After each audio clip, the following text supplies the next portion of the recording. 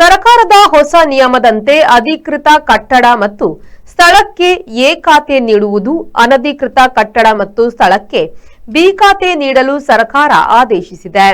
ಇದರಲ್ಲಿ ಹಿಂದೆ 2 ಪಟ್ಟು ಹೆಚ್ಚು ತೆರಿಗೆ ನೀಡುವ ಅನಧಿಕೃತ ಕಟ್ಟಡಗಳು 1 ಪಟ್ಟು ತೆರಿಗೆ ವಿಧಿಸುವ ಅವಕಾಶ ಮತ್ತು ಕಾವೇರಿ ತಂತ್ರಾಂಶಕ್ಕೆ ಲಿಂಕ್ ಮಾಡಿರುವುದರಿಂದ ಈಗಿನ ನಿಯಮದಲ್ಲಿ ಮಾರಲು ಅವಕಾಶ ನೀಡಿರುವುದು ಹಾಗೂ ಬ್ಯಾಂಕ್ ಸಾಲವು ಪಡೆಯಲು ಅವಕಾಶವಿರುವುದು ಸಾರ್ವಜನಿಕರಿಗೆ ಪ್ರಯೋಜನವಾಗಿದೆ.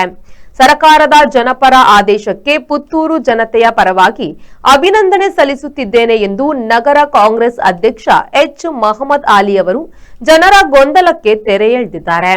ಅವರು ಪುತ್ತೂರಿನಲ್ಲಿ ಸುದ್ದಿಗೋಷ್ಠಿ ನಡೆಸಿ ಮಾತನಾಡಿದರು. ಕಟ್ ಕನ್ವೆನ್ಷನ್ನಲ್ಲಿ ಜನರಿಗೆ ಗೊಂದಲವಿದೆ. ಈಗಿನ ಕಾಯ್ದೆಯಲ್ಲಿ ಕಟ್ ಕನ್ವೆನ್ಷನ್ ಆಗಿರುವ ಸ್ಥಳಗಳಿಗೆ ಬಿ ಖಾತೆ ನೀಡುವ ಅವಕಾಶವಿದ್ದು, ಆದರೆ ಸದರಿ ಬಿ ಖಾತೆಯ ಸ್ಥಳದಲ್ಲಿ ಕಟ್ಟಡ ನಿರ್ಮಾಣ ಮಾಡಲು ಕಾನೂನಿನಲ್ಲಿ ಅವಕಾಶವಿಲ್ಲ.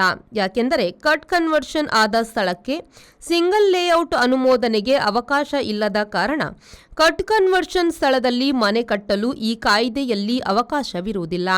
ಹಾಗಾಗಿ ಕಟ್ ಕನ್ವರ್ಷನ್ಗೆ ಒಳಪಟ್ಟಿರುವ ಸ್ಥಳಕ್ಕೆ ಬಿ ಖಾತೆ ನೀಡಬಹುದು ಮತ್ತು ಮಾರಾಟವನ್ನು ಮಾಡಬಹುದು. ಆದರೆ ಈ ಸ್ಥಳಕ್ಕೆ ಸಿಂಗಲ್ ಲೇಔಟ್ ಮಾಡಲು ಅವಕಾಶವಿಲ್ಲ. ಹಾಗಾಗಿ ಅಲ್ಲಿ ಕಟ್ಟಡ ಕಟ್ಟಲು ಅನುಮತಿಯೂ ಸಿಗುವುದಿಲ್ಲ. ಹಾಗಾಗಿ ಸ್ಥಳವನ್ನು ಮಾರಾಟ ಮಾಡುವ ಸಂದರ್ಭದಲ್ಲಿ ಅದನ್ನು ಖರೀದಿಸುವವರು ಎಚ್ಚರಿಕೆ ವಹಿಸಿಕೊಳ್ಳಬೇಕೆಂದು ಅವರು ತಿಳಿಸಿದರು. ಒಟ್ಟು ಸಂಪನ್ಮೂಲ ಕ್ರೋಢೀಕರಿಸಲು ಈ ಕಾಯ್ದೆ ತರಲಾಗಿದೆ, ಹೊರತು ಅಕ್ರಮವನ್ನು ಸಕ್ರಮ ಮಾಡುವುದಕ್ಕಾಗಿ ಅಲ್ಲ ಎಂದು ಹೇಳಿದರು. ಈ ಒಂದು ಕಾನೂನು ಪ್ರಕಾರ ಇನ್ನು ಮುಂದಕ್ಕೆ ಯಾವುದೇ ಅಲ್ಲಿನ ಕಟ್ಟಡ ಕಟ್ಟಿದ್ರೆ ಅದರಲ್ಲಿ ಯಾವುದೇ ವ್ಯವಹಾರ ಮಾಡಲಿಕ್ಕೆ ಆಗುದಿಲ್ಲ. 2024 ನಂತರ ಇನ್ನು ಮುಂದಕ್ಕೆ ಕಟ್ಟಿದ್ರೆ ಯಾವುದೇ ಅದರಲ್ಲಿ ಕಮರ್ಷಿಯಲ್ ಕಾಂಪ್ಲೆಕ್ಸ್ಗೆ ಅಥವಾ ಅಂಗಡಿದ್ರೆ ಅಲ್ಲಿ ವ್ಯಾಪಾರ ಲೈಸೆನ್ಸ್ ಕೊಡ್ಲಿಕ್ಕೆ ಆಗುದಿಲ್ಲ. ಯಾವುದೇ ಇದನ್ನು ಕೊಡ್ಲಿಕ್ಕೆ ಆಗುದಿಲ್ಲ. ಅವ್ರು ಹೀಗಾಗಿ ಇಡಬೇಕಷ್ಟೇ. ಇದು ಜನರಿಗೆ ಗೊತ್ತಿರಬೇಕು ಅಂತ ಹೇಳುದು. ಯಾಕಂತಂದ್ರೆ 2013-24 ಅದು ಅದಕ್ಕೆ ಎಕ್ಸೆಪ್ಷನ್ ಕೊಟ್ಟಿದ್ದಾರೆ. ಅದ್ರ ವ್ಯಾಖ್ಯೆ ಇದ್ರೆ ಇಲ್ಲ. ನಾಳೆ ಕೋರ್ಟಿಗೆ ಹೋದ್ರಿಂದ ಬೈಂಡಿಂಗ್ ಆಗುದಿಲ್ಲ ಅಲ್ಲ. ಈಗ ಇನ್ನೊಂದು ಈ ಬಿ ಖಾತೆ ಮಾಡಿದ್ರೆ ಸರ್ಕಾರ ಈಗ ಟೋಟಲ್ ಆಗಿ ಈಗ ನಗರಸಭೆ ಆಗಲಿ ಪಟ್ಟಣ ಪಂಚಾಯತ್ ಅವರಿಗೆ ಏನ್ ಹೇಳ್ತಾ ಇದ್ದಾರೆ ಅಧಿಕಾರಿಗಳು, ಬಿ ಖಾತೆ ಈಗ ಒಂದು ಆಪ್ಷನ್ ಆಗಿ ಆಗ್ತಾ ಇದೆ. ತಕ್ಷಣ ಅದನ್ನು ಮಾಡಿಸ್ಕೊಳ್ಳಿ. ಮುಂದೆ ಸಂಖ್ಯೆ ಸಿಗ್ತದೆ, ಎಷ್ಟು ಅಂತ ಹೇಳುವಂತ ಒಂದು ಸಂಖ್ಯೆ ಸರ್ಕಾರಕ್ಕೆ ಸಿಗ್ತದೆ. ಅದಾದ ಮೇಲೆ ಆ ಅನಧಿಕೃತವನ್ನು ತೆಗೆದುಹಾಕಿ ಅದನ್ನು ಅಧಿಕೃತ ಮಾಡುವಂತ ಸಾಧ್ಯತೆಗಳಿದೆ.